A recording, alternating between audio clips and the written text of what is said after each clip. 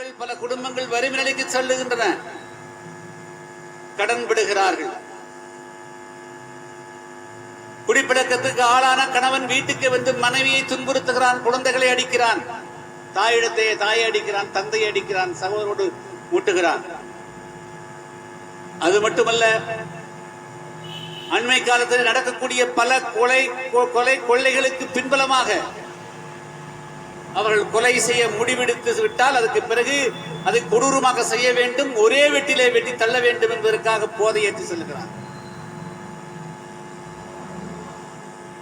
ஆனால் இத்தனை சமூக கொடுமைகள் நடந்து கொண்டிருப்பதை கண்ணுற்றும் கூட இன்றைய அரசு அதை பற்றி சிறிதும் கவலைப்படவில்லை. இதில் யார் அதிகமாக பாதிக்கப்படுகிறார்கள்?